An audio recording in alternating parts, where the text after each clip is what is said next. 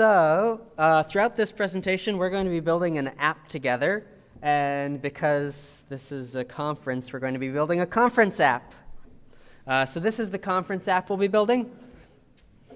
You've got Thursday, you've got Friday. For each one, you can see the different presentations then. And down at the bottom, there's a tab bar where you can go to this feedback page and enter feedback. You can say how you're feeling, feedback's urgent, and then you can submit the form. You can also click into a specific talk and then go back. So things we're going to learn through this are how to make components, how to make performant lists, how to build forms, how to add navigation, and how to make network requests so that we can actually get this data and so that we can submit our form. And many of these things seem really basic, like forms, navigation. They can actually be quite difficult in React Native. So if you have trouble, don't feel bad. React Native is actually kind of difficult for a lot of basic stuff. And that's just like a function of how new it is. It's really new and really rapidly evolving. Anyway, without further ado, let's jump into some core React Native components. The first component that you need to know is the view component. Is this visible all the way in the back? Yeah? Okay, cool. So the view is like the div of the web, and view translates to UI view on iOS, just view on Android. And it's like the most basic building block, and you really use it for two things. The first thing is if you want to draw shapes and simple shapes and colors on the screen, such as a box with maybe rounded edges with a background color, that's what a view is great at. The other thing you use views for are layout. So if you want to have a bunch of content that's arranged vertically or horizontally, you'll wrap it in a view. The view may not appear in any way, it may not have a color, but that's what they're for.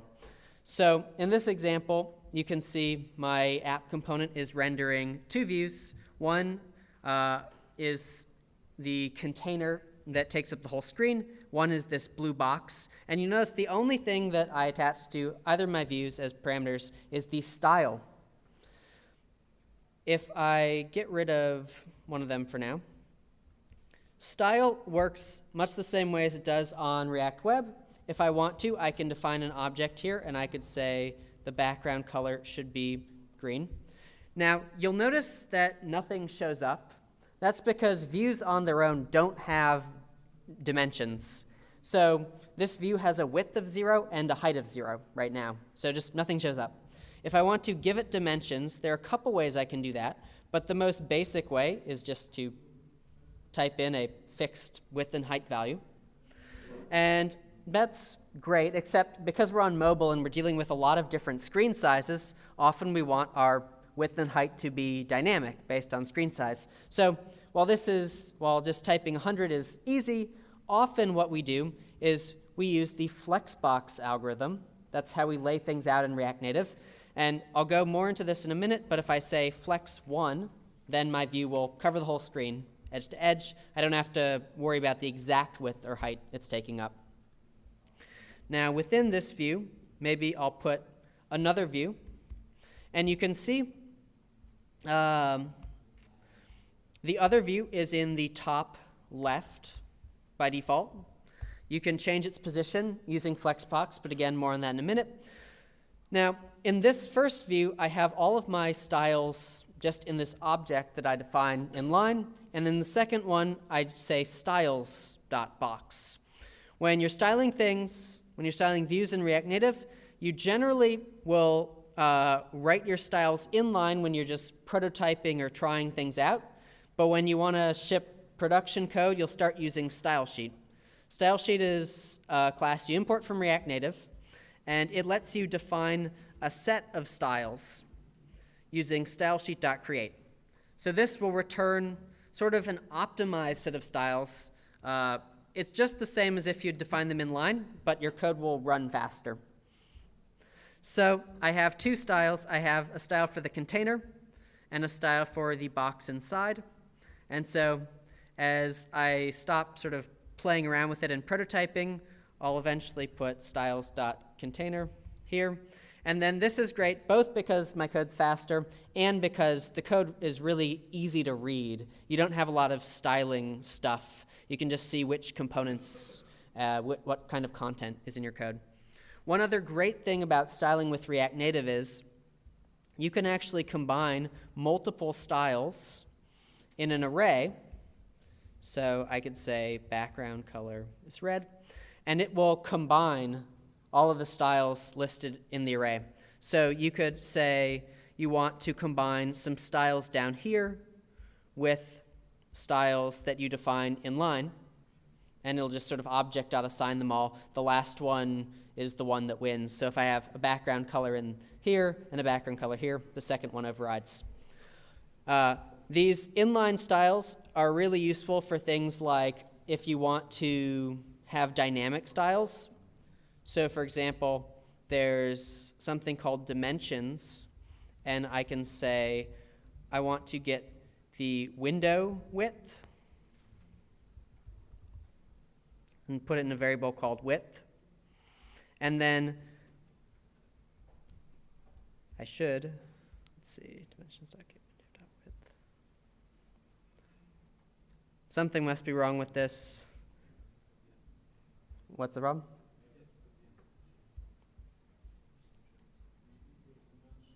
Thank you. Okay. Great. So, in this example, I'm passing a fixed width to my view, but that width is coming from a data source of some kind. So anytime you want dynamic styles, you can't use stylesheet.create. You have to do them in line, and that's why combining the styles in an array is so useful. So views, basic building block. You'll have tons of them in your code. Some of them will be because you want to draw stuff. Some of them will be just for layout. Both types are very common. The next element, the next thing we'll talk about is Flexbox. Flexbox is how stuff in your app gets laid out. And I put together this little demo that shows you the different combinations of layouts that you can have. But I like to think of it this way. With Flexbox, you have three choices to make. The first one is what axis should your layout be, or what direction should your layout be? Should it be horizontal, like a row, or vertical, like a column? Horizontal, vertical. It's a little confusing because when you see row, you think, oh, so it's in rows. But that's actually column. So they sort of sound unintuitive. You'll get used to it. Row and column. The second choice you have to make is how do you want to distribute elements along the primary axis? So if your first choice, row or column, is the primary axis, do you want to have elements at the start, at the end, in the center, spaced evenly, or spaced evenly but against the edges? And then the last choice you have to make is how do you want elements aligned? So along not the primary axis, but the secondary axis. Do you want elements to be at the start, the center, the end, or what's probably most common is stretch to fill the parent? So one thing you'll notice if you're coming from web is React Native Flexbox has different defaults than on web. So it defaults to column layouts instead of row, and it defaults to stretch instead of flex start for alignment. And this is really useful for mobile development because most of the time you're dealing with a vertical screen and you want elements to stretch to fill the width of the phone. So that's why the defaults are different. You'll also notice that position relative and position absolute work pretty much the same as they do on web, but the default is to just always be position relative. It's always one or the other. There's no third option, which is neither. So this is sort of how Flexbox works. You make these three choices, and then that can get you most layouts that you'd be interested in. Let's see. Maybe I'll go to a snack real quick and just play around with those. So most of the time when you make a component, it'll have a top-level element that has flex 1. And if you don't, you'll often run into a case where nothing appears on the screen at all, such as this. If nothing appears on the screen, probably your view has no dimensions. It has width 0, height 0, and so you're missing a flex 1 somewhere. That's the most common reason why something doesn't show up. If that's the case, you can either try sticking flex 1 in different elements, or you can just manually specify a width and a height. And then you can just play around with these until whatever you're working on shows up. Now, just like on web, there are some more complex ways you can use Flexbox, so you don't have to use flex 1. You can actually break out the 3 properties into flex grow, flex shrink, and flex basis.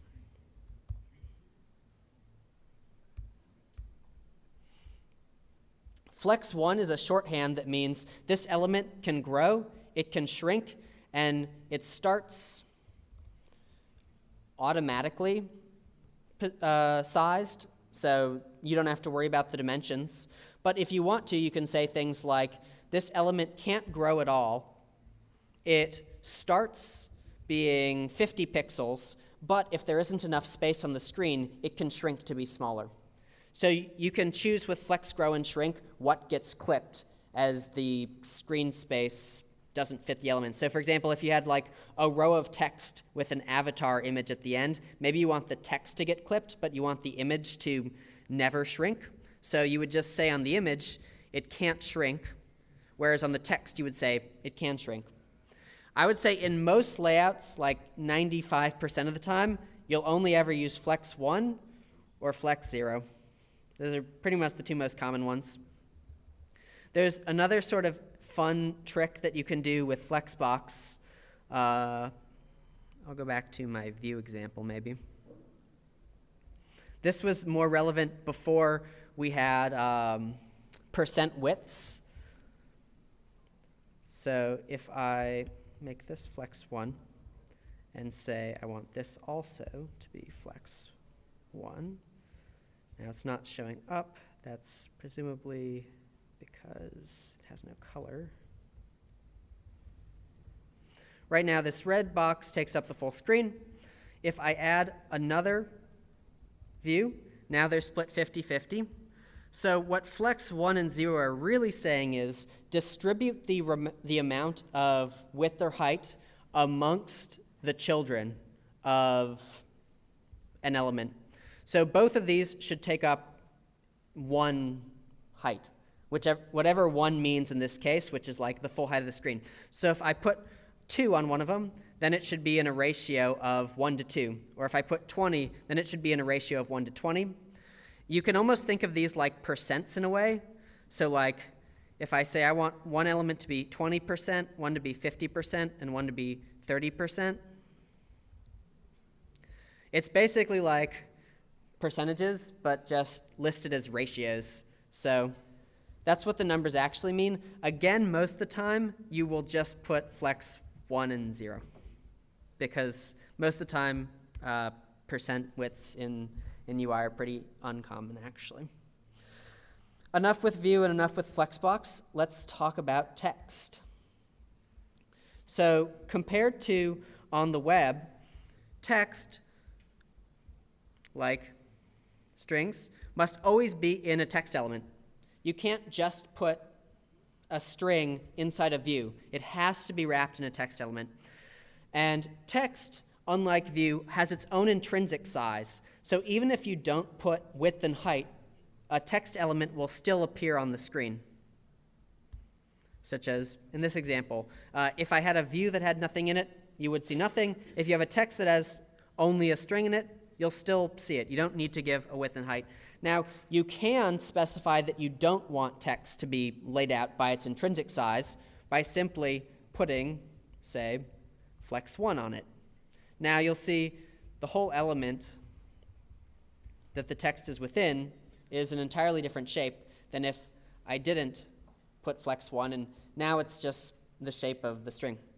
So you can specify that you want text to flex grow just like a view, but by default, you generally don't. I would say, unlike in web, it's less common to use a text element and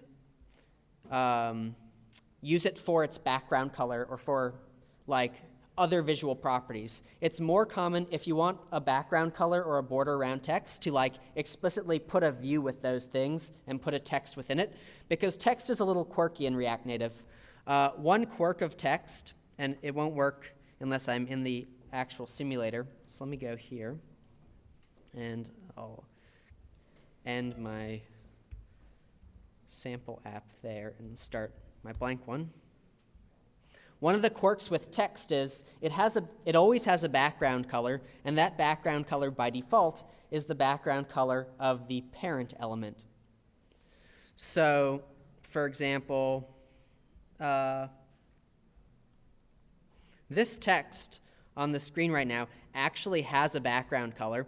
The only reason you don't see it is because the background color is the same as the element behind it. But if you were to put a view behind the text, it would suddenly start showing this ugly white background color. And so for many text elements that are over images or other things, you'll need to explicitly say background color transparent, or else your text will have a background, but you won't know why. So that's something to bear in mind.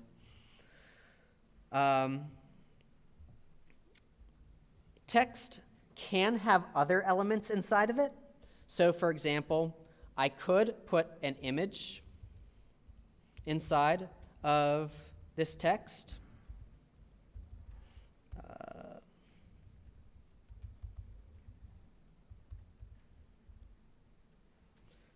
That work? But you'll notice that you can only put elements that have like explicit sizes on them. So this image doesn't have an explicit size right now, and so my text is complaining at me. If I give it a size, like width 20 and height 20, suddenly it should appear on the screen. So you can have elements inline in your text, which is actually pretty cool. Or it could be like between bits of text. So there's just image that's placed within text. The reason it has to have dimensions is, again, because text needs to have an intrinsic size. Like, text needs to show up even without dimensions, and so that's why stuff inside it also needs an intrinsic size. It's generally not common to put stuff like images in your text unless you're looking to have like a bunch of inline elements. That's really the only thing it's for, content inline. So let's talk about images. Images are like views in a lot of ways. They have most of the same ways of being laid out as views, except that we often load images from a file. So let me show an example of how this works. I'll make a folder called Assets, and let's see. Let me download an image of a dog. This one looks good.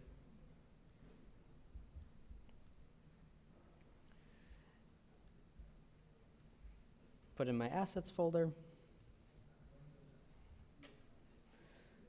And I will try loading this image. You require images by name. I know James already talked about this a little, by giving a relative path to the asset.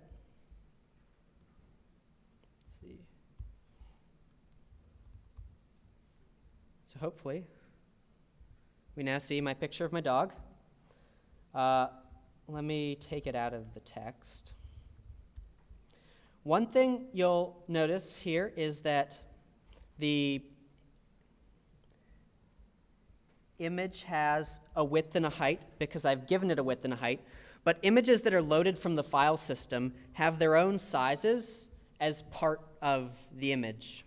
So to explain that a little better, here I'm just saying source equals require this asset. But what this source object sort of expands to is there will be a URI that is, a file system URI.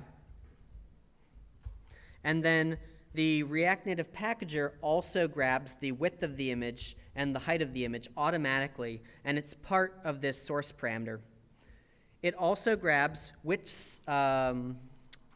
sizes of the image or which which scales of the image are available. So for example, you could have like 1x, 2x, 3x.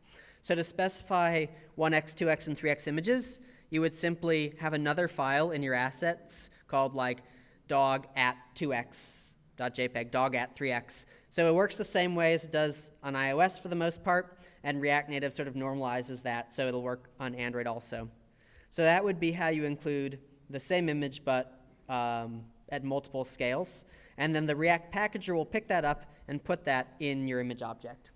So images that are loaded from your file system have a width and a height sort of attached already. Images that are loaded from the web, instead of having sort of this pre-made object that you require, you can actually specify an object in line. So I can just say that I want to load from a URI, like placehold it, and I want a 200 by 200 image.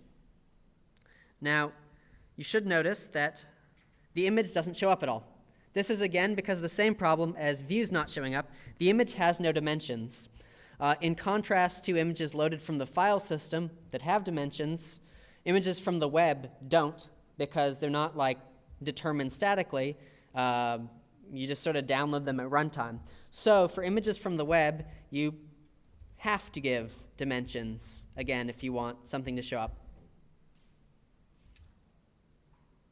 And there's my image. One last sort of caveat around these things is, let's go back to my require here. If you want your image to sort of flex to fill this, so right now this image has just its natural width and height. If you want the image to flex to fill the screen, or to to have a variable size based on screen size, you have to remember it already has a width and height specified, so it won't flex by default. So for example, let me put style here. Putting flex 1 here generally won't do anything because the image already has a fixed width and height, and so that will get overridden. You can specify that you want the width or height to be null, and this will like override that. So let's see. So I should be able to say now, I want the image to flex to fill as much space as it can. I have to explicitly set height to null, because otherwise it's like picked up from the file system and it's part of this source object. You can also, just like on web, instead of background size, it's resize mode. And so I can say I want this background to cover or to be contained, and then it'll show the whole image but perhaps clipped a bit, or to be stretched. And so now the image is stretched, but the whole image is part of this space it takes up. So that's sort of images. View, text, and image, they all should lay out more or less the same, but they all have their own quirks. Text has its quirk that it has sort of its own intrinsic size. Image has its quirk that it differs whether you're loading images from the web or images from the file system. But if you know about these quirks, they all lay out the same. So not too difficult. And if you're coming from web and you know Flexbox already, that all works pretty much the same way. So that's sort of core components, view, text, and image. Let me talk about a couple others that are relevant. So one thing that is a little different in React Native than on web is not every element can have like a click handler. So not every element can respond to taps. Generally, if you want something to be tappable, hopefully this loads, you want to use an element called a touchable opacity or a touchable highlight. These both indicate that something can have an on-press callback. I'm not going to worry about the snack now. Oh, there it is. Okay, so I can't just put on press on my view. It won't do anything. If I want my view to be pressable, I need to import a touchable opacity.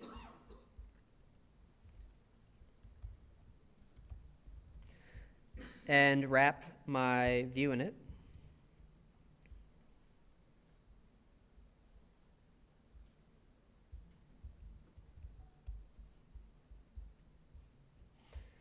So now, let's see, anytime something doesn't show up, you always need flex 1. It's a good rule in general. So now my whole view can be tapped, and that's what a touchable opacity does. There are two types of these built-in touchable elements. There's touchable opacity and touchable highlight. They both just have different visual effects. And the reason for this is things that are touchable need to feel really responsive and animate at 60 FPS. And so to do that, the opacity change happens natively, essentially. So it's a little more complicated than just changing the opacity of a view, and that's why there's a separate component for it. There's also a button component if you want specifically an Android-looking button or an iOS-looking link button, but a lot of times you don't, and then you'll turn to touchable opacity. Other than the fact that these things can be pressed, they behave pretty much the same way as views. So for example, it could have a background color if the thing within it didn't have a background color. And it's basically like a giant button. We just call them touchable opacity. In order to handle presses, you just attach an onPress callback prop. And in here, I could do anything I want, like console.log pressed.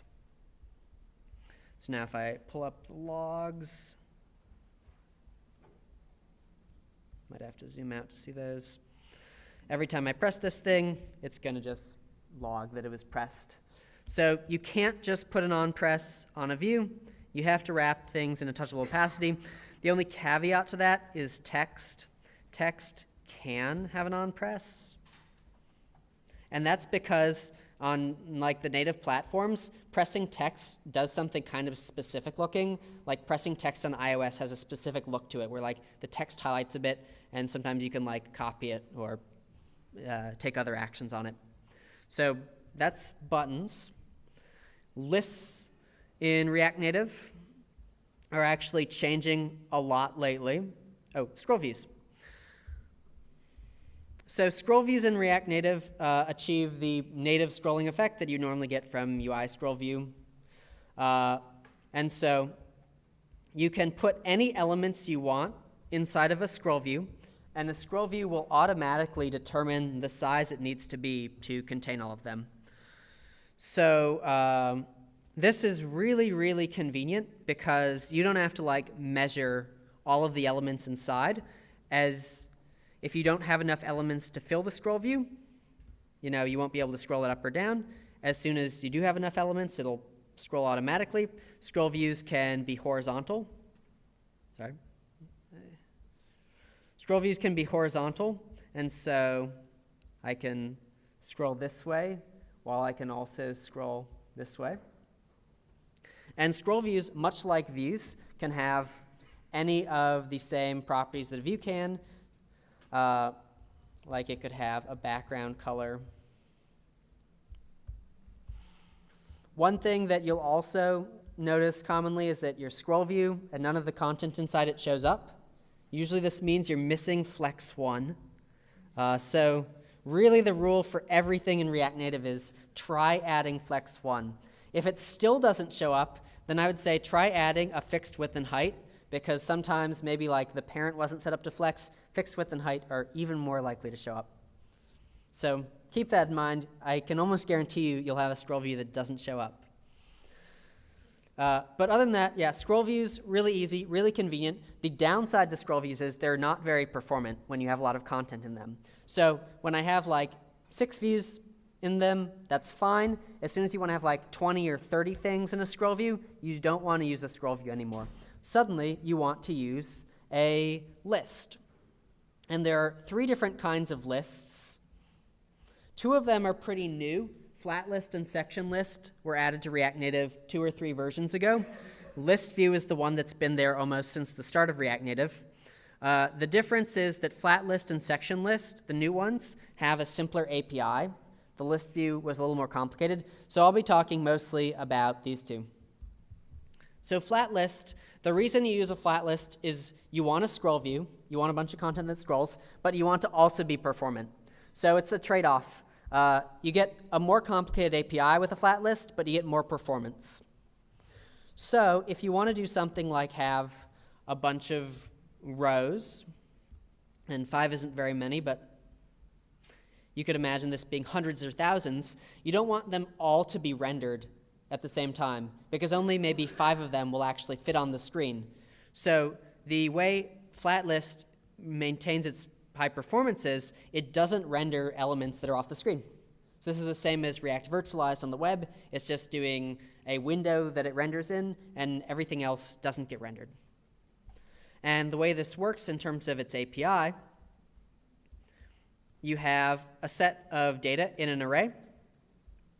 You have an element called flat list. You pass in the data, and you pass a function called render item.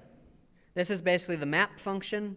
Each time render item is called, it'll be passed the item from the array that you put as part of data, and you can choose how to render it any way you want. It's also worth noting that elements in your array must have a unique ID of some kind. This is equivalent to a key in React, and it lets React reconcile the elements, and like if elements are rearranged, it knows that. So in my case, elements have this unique field called ID, and so I had to pass a function that extracts this unique ID field out of the rows. As it is called the key extractor. By default, if you don't put one, then you just have to call your key actually key.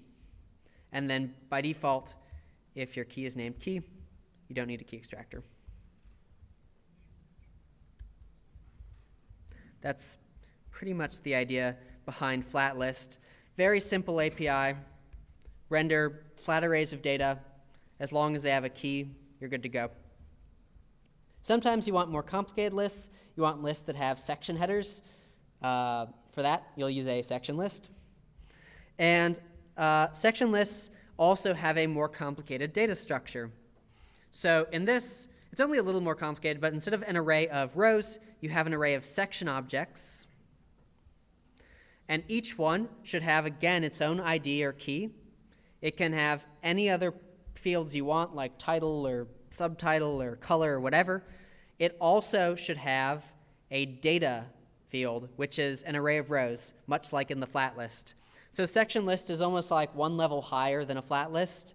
You have section objects, and then within them you have just row objects.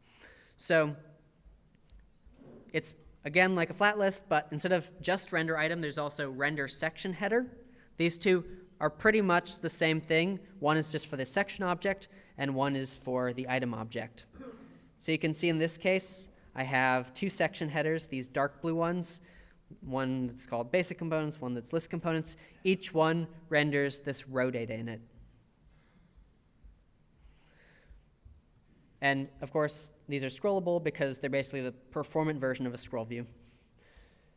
The last list is called a list view. This is the old one. And list views are more complicated because they have something called a data source. A data source was like a special wrapper object that you passed your row data to. Because this is a little complicated and confusing, the new APIs get rid of it entirely. The only reason you might want to use a list view, I won't demo it, but it right now has more features than flat list or section list because both of those are so new. So it'll have things like sticky headers, which if you don't want to write yourself, you just want to use a list view. It's not that hard to switch between flat list and list view, so just look at the feature sets of both before you jump in. Probably you'll be fine with a flat list if you don't need sticky section headers. So that's lists. Those are pretty much the basic components that you'll need to get going, and largely what we use throughout this app. The view, text, image, touchable opacity or touchable highlight for pressing things, and then scroll views, flat lists, and section lists. That's pretty much it. So now I'm going to make the first screen of this conference app using some of these basic components. Feel free to follow along. When we teach these little examples, Brent and I will just be building out the conference app, so you're welcome to follow along and use this as part of the app we make. You're also welcome to not. But yeah, that's sort of how we're planning this. So every component that we build will just be adding on to the same app. So this is the first screen I'm building, and I'll just briefly run through how I'm imagining laying this thing out. I'm imagining there's going to be one view that contains pretty much all of the content, and you can see everything's laid out vertically, so I don't need to specify flex direction column because that's the default. Within the top half, this will be another view, I think, and it'll have all of the text inside it. This stuff is, again, laid out vertically, so I don't need to specify flex direction or anything. I'll have 3 text elements. Text, by default, will wrap to be multiple lines. You can specify that you want to limit it to a certain number of lines, like maybe you want only 1 line, or maybe you want at most 4 lines. Down here, now we have a horizontal layout. So in this, I would do a view with flex direction row. On the left, I'll have an image. On the right, I'll have another view. These two are arranged vertically, so I'll do, again, flex direction column. And that is pretty much how this screen will go, but let me start doing it. See if I can get all these things side by side. All right. I'll keep this foot of a dog because I'll need it in a minute.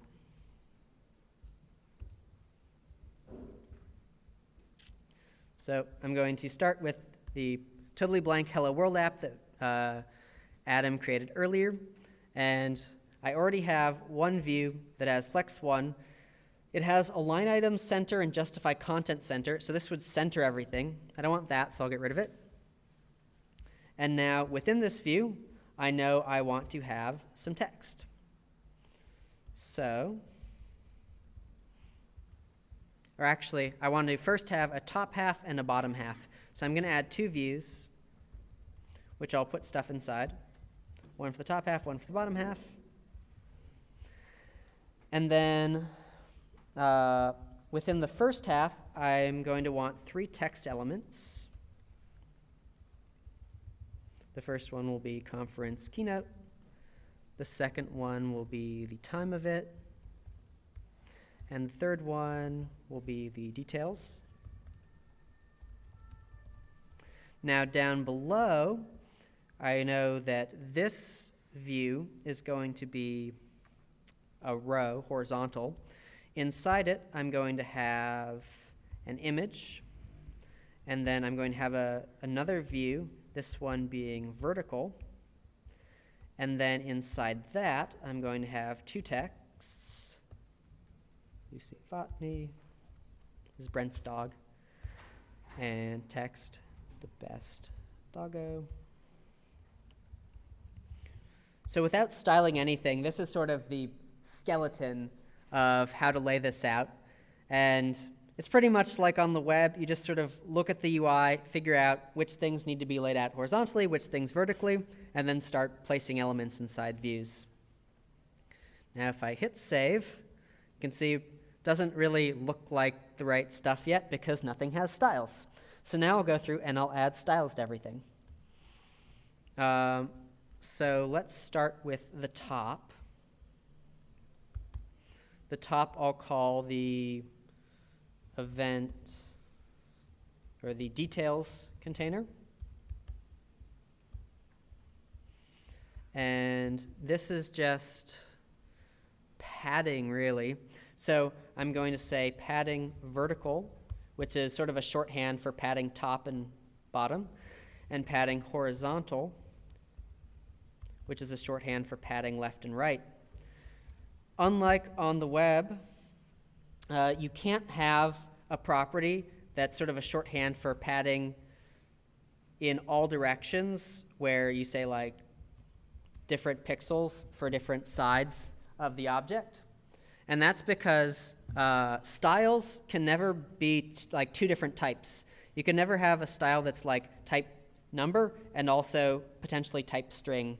They're always one type. And so padding in React Native, if you want padding on every side, you can put padding in just a number. So that's what padding is used for. So there isn't like a string version where you can use it as a shorthand. Anyway, padding vertical, padding horizontal. And then I'm going to say title. This will be the conference keynote style. So I'll say font size of 24. Looks like it's just black.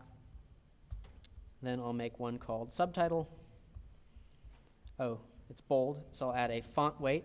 Font weight is just like on web, except maybe counterintuitively it has to be a string, even though you're passing a number, and that's because some font weights are bold. And again, they all have to be the same type. This subtitle is also bold. And now I'll add the details, or maybe I'll call it description. And here I'll say the font size is 13. It also looks like there's a margin below the title of a couple pixels. So I'll say margin bottom of 4, title of separation. And there's a bigger margin below the subtitle, so I'll say margin bottom 12. Now, of course, after I save this and run it, nothing will look any different, and that's because I need to actually put the styles and elements. So I'll say the style of this first view is styles.details container. Styles of the first text is styles.title. Next, styles.subtitle. And lastly, styles.description. Now when I save it, it starts looking a bit more like what it's supposed to. Oh yeah, I forgot to mention, I'm not putting anything for the title navigation bar because Brent will handle that when he gets to navigation. Most navigation in React Native takes care of the navigation bar automatically for you. So that's the top section. Now, one thing I didn't do is this border separating the two sections. So as part of the details container, I'm going to say border bottom. And I could say I want a 1 pixel border, and that would work fine. In a lot of cases, you want like a sub-pixel border almost. You want, this is something I forgot to mention earlier. So in React Native, all dimensions are sort of normalized to logical units. In other words, an iPhone that's Retina or like 3x pixel density, React Native ignores that for the most part. It'll do the right thing when it comes to images. It'll use the right image, but you still specify dimensions in terms of logical pixels. So the 1x resolution, essentially. So border bottom here, even on a Retina device or a 3x device, one will sort of translate to 3 pixels on device. If you don't want that behavior, which is generally only common for borders, you can say stylesheet.hairline width, I think is what it is. And then you'll get like an actual subpixel or like 1 pixel border. And then border color looks like it's gray. So hopefully that works.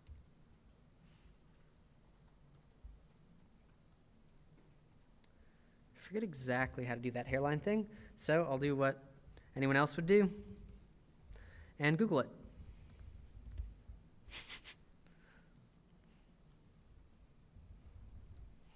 Hairline width? Stylesheet.hairline width? What am I doing wrong, Brent? No, that's right. Well, thank you. Okay, so let's see. Still don't see it though. Border, bottom color.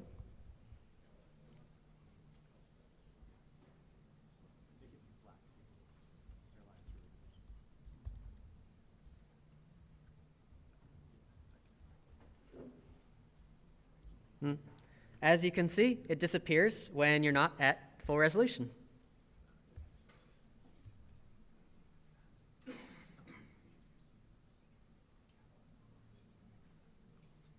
Okay, I've received the feedback that I'm going fast.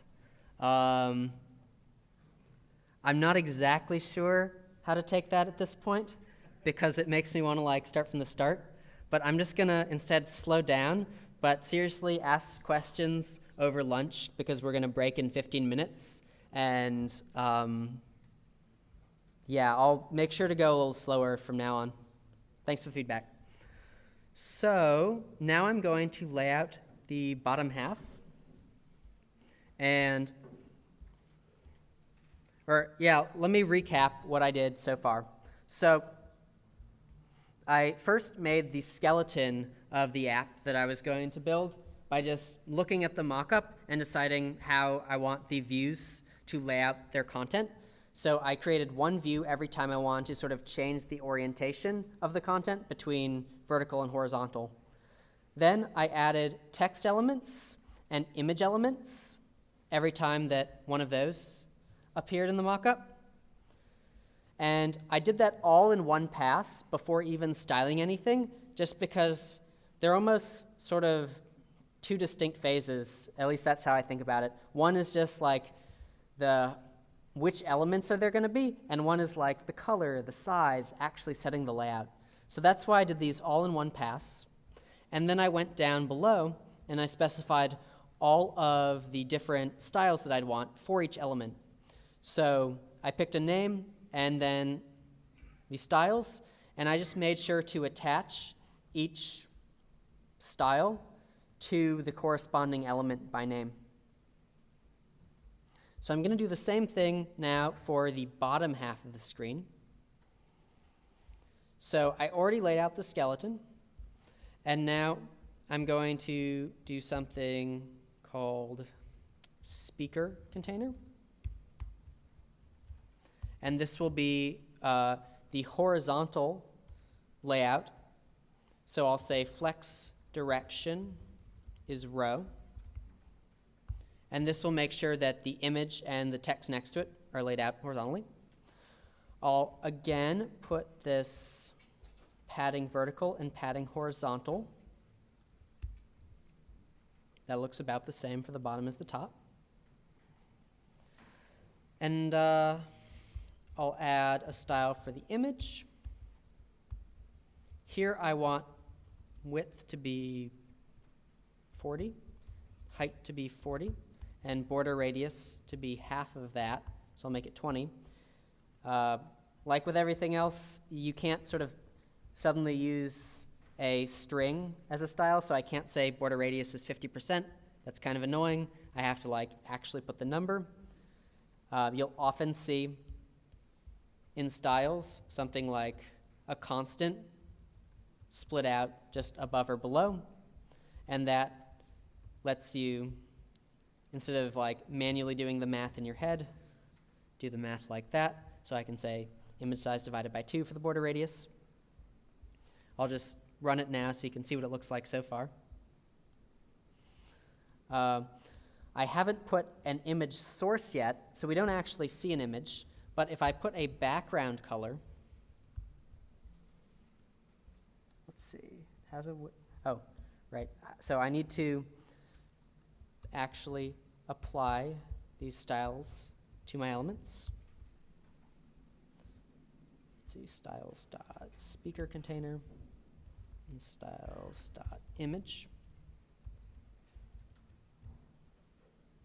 Now you can see the image, it doesn't have like an actual image source, but the width, height, and background color put a background behind it. So this is useful when you may need like a default color in case the user hasn't uploaded an image. For example, ReactNative will automatically just fall back to the background color. Or also for transparent images, this color will show through. So now let me actually put an image source. With image source, you use the source prop. And I happen to have this dog image on hand. But if you need an image, you can also just do a URI and do http:// and you can do placehold.it for images, or if you want like actual photos, you can do unsplash-it, and then that'll give you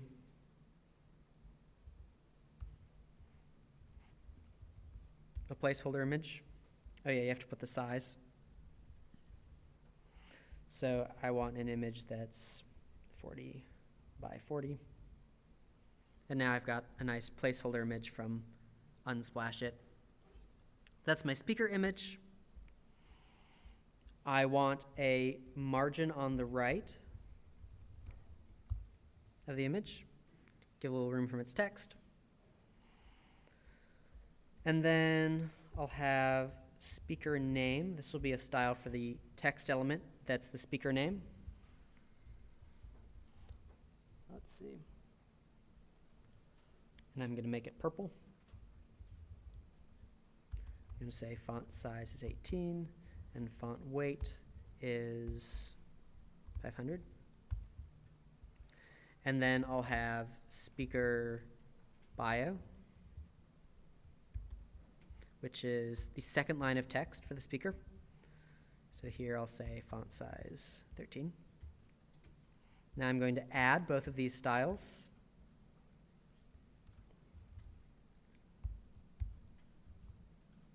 So the style of the first one is styles.speakerName, and the style of the second one is styles.speakerBio.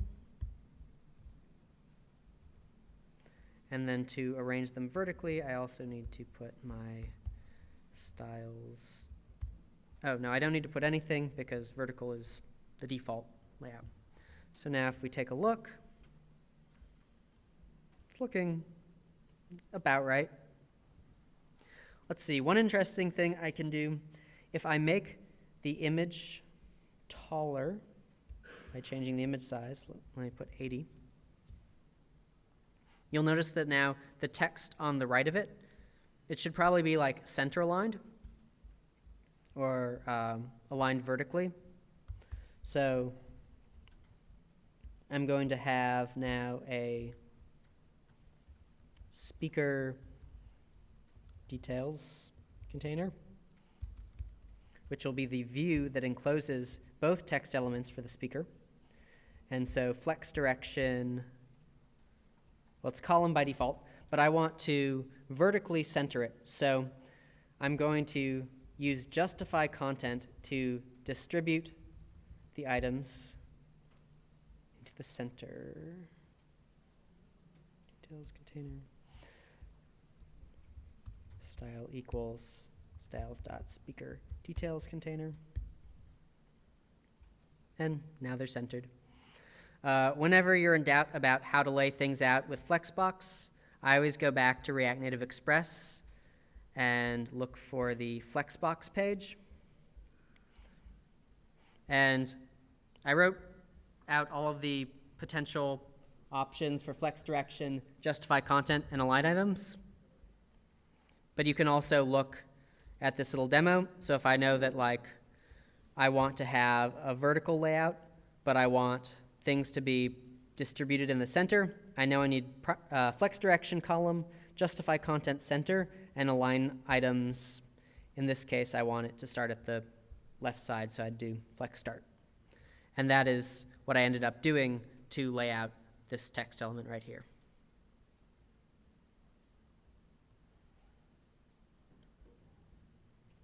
So that is mostly how you would build this first speaker details page, which I have right here. And I think Brent sent all of these things out, all the mock-ups.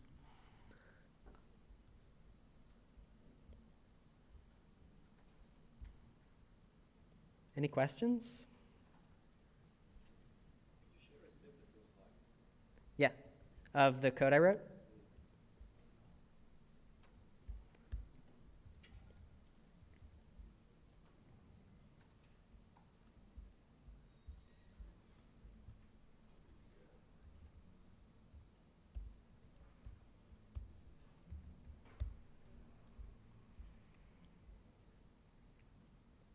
So there's all the code for the speaker details screen.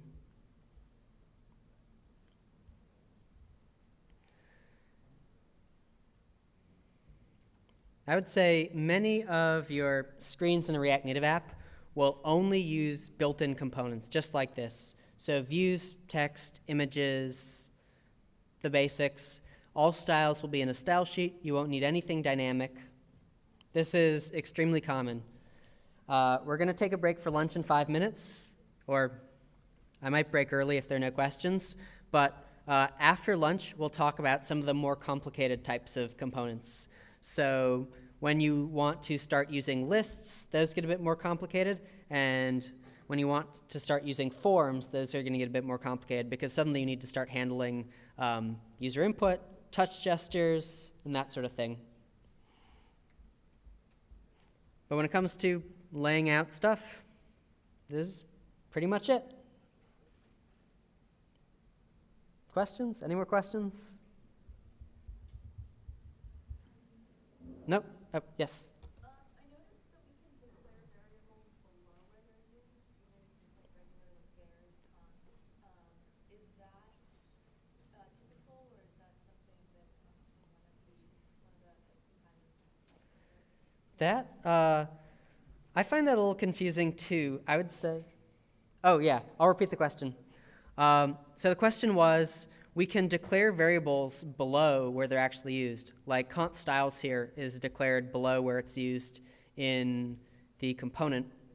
And someone correct me if I'm wrong, but I think with the block style declarations, const and let, the variables are like hoisted up to the top of their block. So you can technically use them anywhere in the block they're defined.